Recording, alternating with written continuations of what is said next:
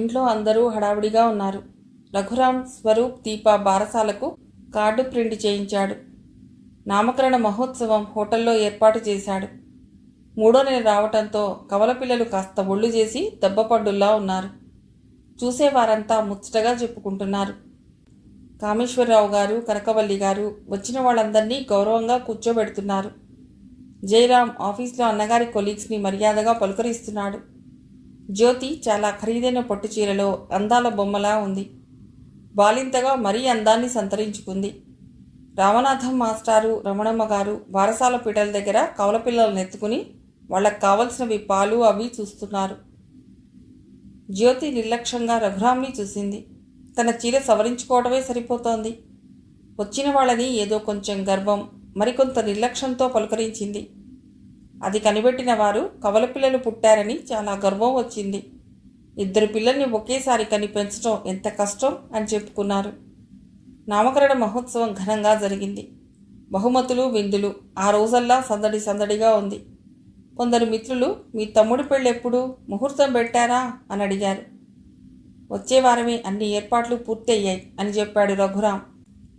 ఏమండి, మన రఘురాం పట్టుబట్టల్లో అచ్చు రాముడిలా ఉన్నాడండి అంది కనకవల్లి. జయరాం మాత్రం మూర్తిగారికి, కౌముదికి మర్యాదలు చూస్తూ వాళ్లతోటే ఉన్నాడు. కవల పిల్లలు బంగారు నగలతోటి, చిరునవ్వుతోటి ముద్దులొనికి పోతున్నారు. రఘురాం వాళ్ళ నవ్వులకు పులకించిపోయాడు. జ్యోతి పట్టుచీరలో అందంగా కనిపించింది. మనసు ఆగక పలుకరిద్దామని అనుకున్నాడు. కానీ ఇంతలోనే ఎవరో పిలిచారు. జ్యోతి రఘురాంని చూసి కళ్ళతోటే అతడి అందాన్ని తాగింది. పసిపాపల హృదయం రఘురాంది. ఆ లక్ష ఏమైందని ఎవ్వరూ ఇంట్లో ఆరా తీయరేమిటి, అమాయకులు అనుకుంది జ్యోతి. అమ్మా, మీ సాయం లేకపోతే ఈ కవలల్ని నేను ఇంత బాగా పెంచలేకపోదును. నీ రుణం ఎలా తీర్చుకోను అంటూ తల్లి పాదాలకి నమస్కరించింది జ్యోతి. అత్తగారు, మావగారి కాళ్లకు దండం పెట్టలేదు. అమెరికా నుండి కాల్ వచ్చింది. మేం కులాసాగానే ఉన్నాం, మా గురించి వరీ అవ్వద్దు అని చెప్పారు శశిధర్, సుందరీను. స్వరూప్, దీప బారసాలకి వాళ్ళు లేని లోటు కనిపించింది రామనాథం మాస్టార్కి, రమణమ్మ గారికిను. పీటల మీద కూర్చున్నప్పుడు సుందరి హారతి ఇస్తే ఎంతో ముచ్చటగా ఉండును అనుకున్నారు. ఆ వేళ పద్మగారు అమెరికా నుండి వచ్చింది, కూతురు స్వప్నని తీసుకుని.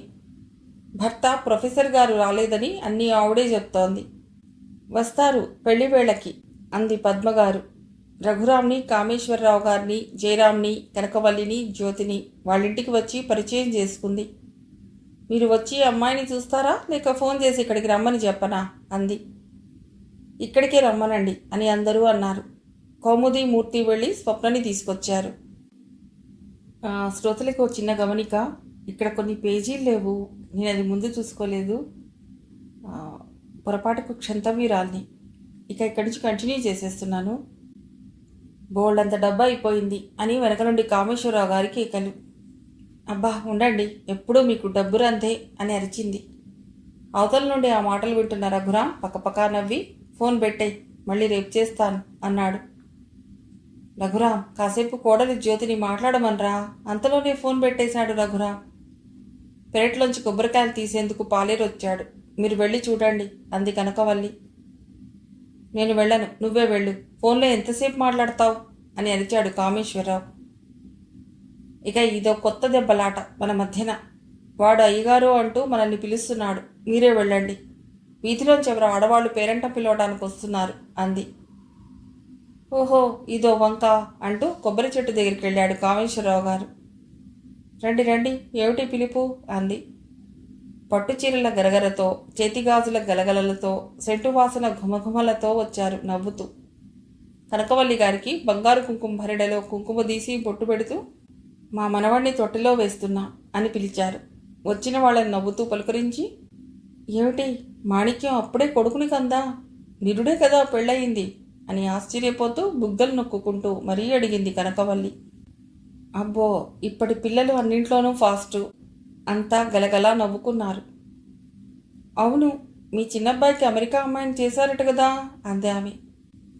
భలే దానివే, ఈ మాట ఎవరు పుట్టించారు?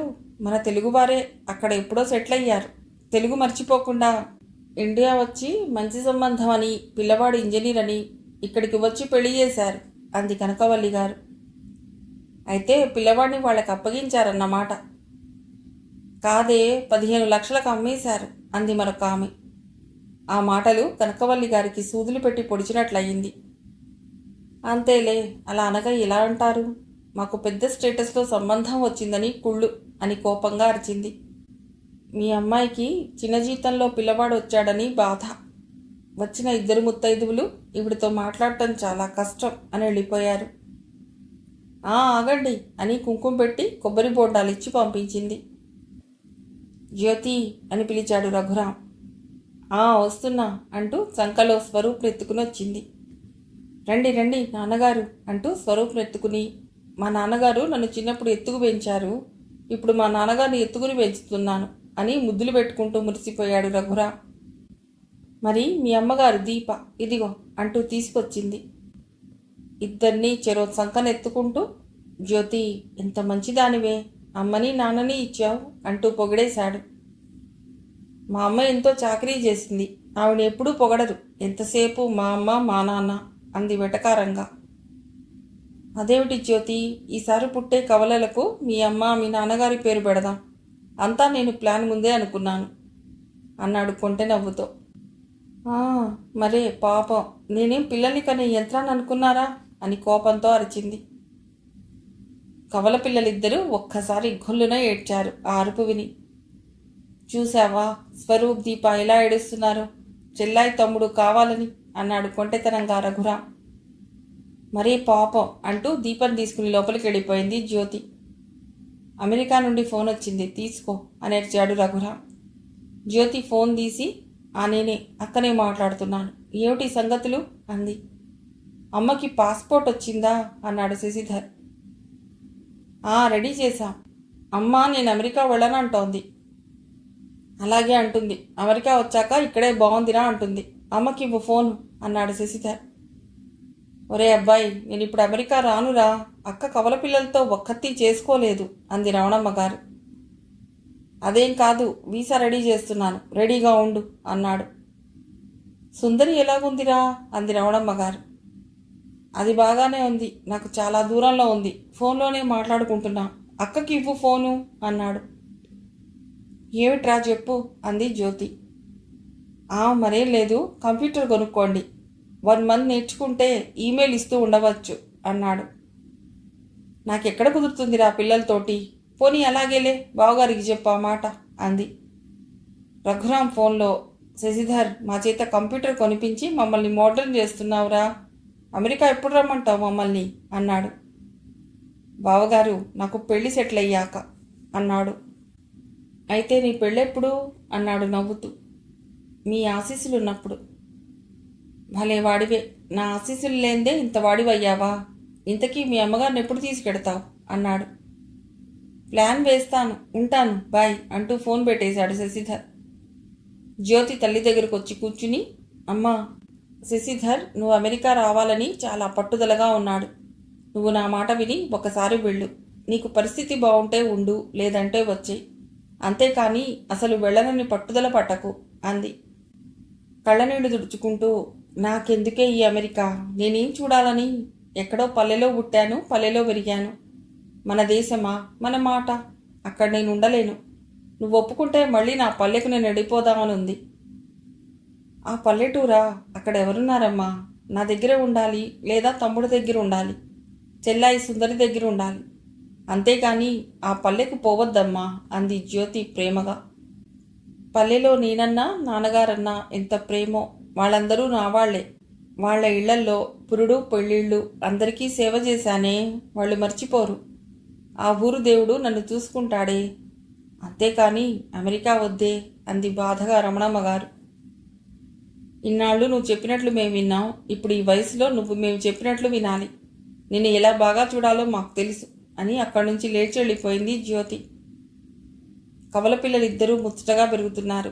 స్వరూప్ దీప అడుగులేస్తున్నారు, మాటలు చిన్న చిన్నగా చెప్తున్నారు. అమ్మమ్మ అని అంటే మా అమ్మ అంటున్నారు. పుట్టినప్పటి నుండి మిమ్మల్ని నేను పెంచానర్రా, రాత్రిళ్ళు పగలు అనక మీ సేవ చేశాను, తాతగారు పోయారన్న దిగులుతో ఉండి కూడాను. సరే ఏదో పిలవండి అని మనసు సరిపెట్టుకుంది రమణమ్మ గారు. రఘురాం దగ్గరికి వచ్చి, కంప్యూటర్ ఎప్పుడు తీసుకొస్తారు అంది జ్యోతి. రేపే తెస్తాను. దానికి కొంత ట్రైనింగ్ అవసరం. పిల్లలతో నీకు కుదరదు. ముందు నేను నేర్చుకుని వచ్చి అప్పుడు నీకు చెప్తాను అన్నాడు. పిల్లల్ని అమ్మ చూసుకుంటుంది. అవసరమైతే పని మనిషి కూడా ఎక్కువసేపు ఉండమంటాను అంది జ్యోతి. అంతలోకే శాంతారాం, అతడి భార్య మణి పాపం తీసుకుని వచ్చారు. రండి రండి, మేము ఏం తోచక ఏదో ప్లాన్ వేస్తున్నాం అన్నాడు రఘురాం. ఏముంది, ఈ ఆడవాళ్ళకి ఏదైనా కొనుక్కుంటే ఫ్రెండ్స్కి చూపిస్తే గానీ తోచదు కదా అన్నాడు శాంతారాం. అప్పుడే తనకి చెప్పేశారా? మెల్లగా కబుర్లయ్యాక చెప్పాలి అంది మణి. ఏమిటది, చూపించండి అంది జ్యోతి. బ్యాగ్లోంచి ఖరీదైన పెట్టె తీసి డైమండ్ దిద్దులు కొన్నానండి అంది మణి. కొన్నాను అంటున్నావు, నీ పుట్టింటి వారి డబ్బా అని శాంతారాం ఆక్షేపించాడు. అదేలేండి, మా వారు కొన్నారు అంది బుంగమూతి పెట్టి మణి. చాలా బాగున్నాయండి, నేను కొనుక్కుంటాను అంది జ్యోతి. రఘురాం పక్కపక్కా నవ్వి, మీ తమ్ముడు అమెరికా నుండి తెస్తాడు అన్నాడు. భలే వారే, వాడు కుర్రవాడు, వాడు కొనటం ఏమిటి, మనం కొనుక్కోవాలి గాని అంది జ్యోతి. బోల్డు డబ్బు పోసి ఇంజనీరింగ్ చెప్పించారు కదా, ఆ మాత్రం అక్కగారికి కొనకూడదా? అప్పుడే డాలర్లు సంపాదిస్తున్నాడు కదా అంది మణి. పార్ట్ టైం జాబ్ చేస్తూ ఎంఎస్ చదువుతున్నాడు. ఇంకా వాడి చదువు అయితేనే కానీ వాడి డాలర్ల సంపాదన మొదలవ్వదు అంది జ్యోతి. రమణమ్మ గారు కాఫీ కప్పులు బిస్కెట్లు ప్లేట్లో పెట్టి పట్టుకొచ్చింది. బాగున్నారా ఆంటీ అంటూ పలుకరించింది మణి. నమస్కారం అండి అన్నాడు శాంతారాం. కాఫీ కప్పులు నువ్వు పుచ్చుకుని ఇవ్వు అని భార్యతో అన్నాడు రఘురాం. నేను ఇస్తాను అంటూ జ్యోతి అందరికీ ఇచ్చింది. పాప స్వరూప్ దీపతో ఆడుతోంది. వాళ్ళని తను చాలా పెద్దదానిలా ఆడిస్తోంది. మా తమ్ముడిది అదృష్టం అంటేను. అత్తవారు అమెరికా, ఈ టైటిల్తో సినిమా తీస్తే బాగుంటుంది అన్నాడు శాంతారాం. వెంటనే నిర్మాతలుగా మనమే ఉందాం అన్నాడు చిలోక్తిగా రఘురాం. ఆ మాటలకి అంతా నవ్వారు. ఇంతకీ మా మరదలు సుందరి సంగతేమిటి అన్నాడు శాంతారాం. అమెరికా వెళ్ళాక ఎవరైనా సెటిల్ అవ్వటానికి కొన్నాళ్ళు పడుతుంది. కష్టే ఫలి అనుకోండి అన్నాడు రఘురాం. జ్యోతి మాత్రం డైమండ్ దిద్దులు ఎప్పుడు కొందామా అని ప్లాన్ వేస్తోంది. ఆ మాటే రఘురాంతో అంది. ఇందాకనే కంప్యూటర్ అన్నావు, ఇప్పుడు డైమండ్ దిద్దులు అంటున్నావు అన్నాడు రఘురాం. మీరు కొలదలుచుకుంటే అంది జ్యోతి కళ్ళెగరేస్తూ. అయితే నడు, ఇప్పుడే వెడదాం. వెళ్ళటం ఎందుకు, నేను ఫోన్ చేస్తే వెంటనే ఇంటికే వచ్చేస్తాయి అన్నాడు రఘురాం. వెంటనే గోల్డ్ షాప్కి ఫోన్ చేశాడు.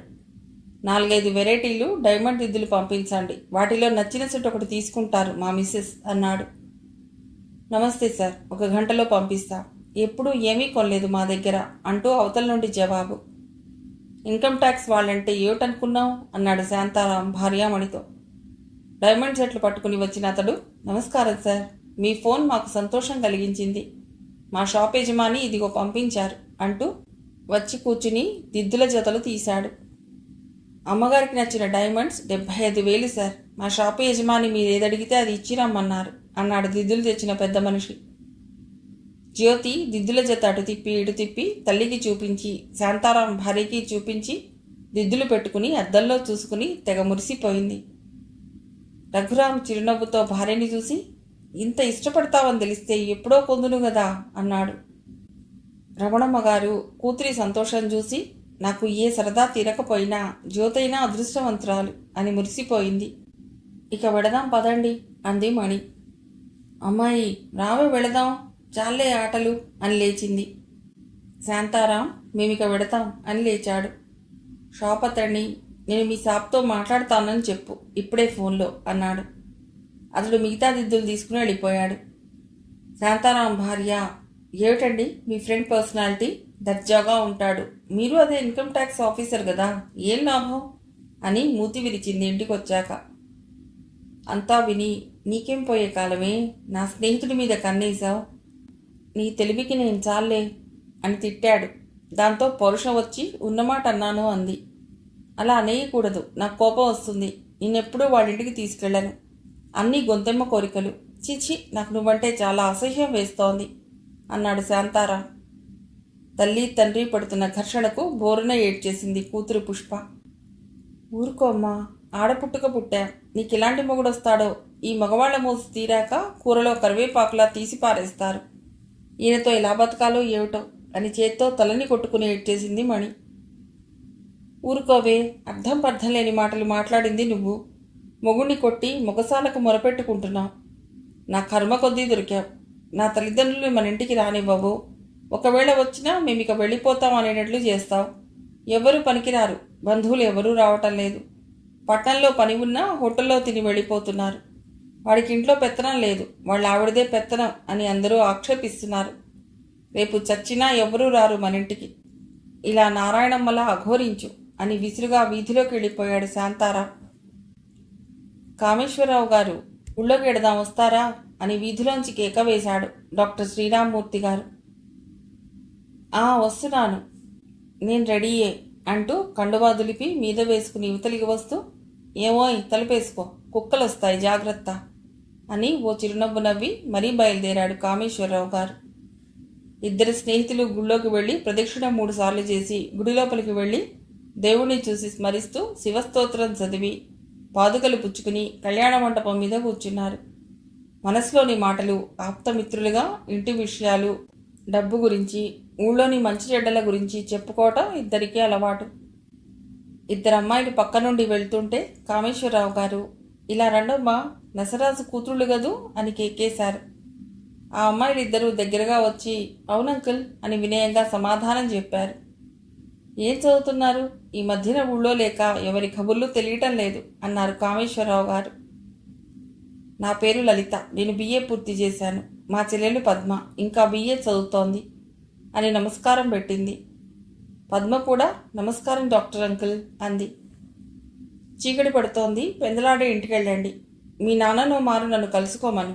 టీచర్గా బడిలోనూ ఇంటి దగ్గర బిజీగా ఉన్నాడు అన్నారు కామేశ్వరరావు గారు. నేను ఆయుర్వేదం మందులిస్తూ పర్వాలేదు, ఇల్లు గడిచిపోతోంది అనుకున్నాను. అలాంటిది పొరుగురు నుండి కూడా వచ్చి మందులు పట్టుకెడుతున్నారు. 3 తమ్ముళ్ళు హైస్కూలు చదువులు పూర్తి చేసి నాకు మందులు కలపటం, నూరటం వంటి పనుల్లో సాయం చేస్తున్నారు. మా అమ్మ కూర వండిన గిన్ని కడిగి అన్నం వండేది. ఆడవాళ్లకు రవికలు కుట్టి కొద్దిగా డబ్బులు సంపాదించింది. అలాంటిది ఇంట్లో వంట మనిషి, పని మనిషి, నగా నట్రాతో నా భార్య ఆనందంగా ఉంది. నేను ఈ స్థితికి వస్తాననుకోలేదు. కాస్త డబ్బు కూడబెట్టి బ్యాంకులో ఉంచాను అని డాక్టర్ శ్రీరామమూర్తి మనసులోని మాటలన్నీ చెప్పాడు. ఇదిగో శ్రీరామ్మూర్తి, ఎంత డబ్బు వచ్చినా ఖర్చు విషయంలో జాగ్రత్తగా ఉండాలి. ఇక ఇంటికి వెడదాం, 8 గంటలు అవుతోంది అని ఇద్దరూ లేచారు. పొద్దున్నే ఊళ్ళో అంతా విడ్డూరంగా చెప్పుకుంటున్నారు. రాత్రి నరసరాజు గారి అమ్మాయిలు ఇద్దరూ గుడి నుండి పెడుతుంటే అవతల సందులోంచి 2 దుండగులు వచ్చి నోరు నొక్కేసి ఆ దూళ్లపాకలోకి తీసుకువెళ్ళి పాడు చేశారట. ఎవరో వీధి వెంట పెడుతున్న వారు మాటలు వినిపిస్తున్నాయని లాంతరు పట్టుకెళ్ళి చూశారట. బట్టలు వంటి మీద చిందరవందరగా ఉన్నాయట. ఏం పోయే కాలం వచ్చింది? ఇలాంటివి ఈ ఊళ్ళో ఎప్పుడైనా జరిగాయా? పిదపకాలం వచ్చింది. నరసరాజు మాస్టారు దేవుళ్లాంటి వాడు. ఈ ఘోరానికి ఊళ్ళో తలెత్తుకుని తిరగలడా? మాస్టారు లేందే ఈ ఊరు ఏం కాను అని అంతా ఒకటే గుసగుసలు. కొంతమంది ఊళ్ళో పెద్ద మనుషులు పలకరించడానికని వెళ్ళారు. తలుపు ఎంత కొట్టినా తలుపు తీయలేదు. పెరడు వైపు నుండే వెళ్ళారు. ఇంట్లో ఎవ్వరూ లేరు. ఎక్కడి నుండి వెళ్ళిపోయారో రాత్రికి రాత్రి వెళ్ళిపోయారు.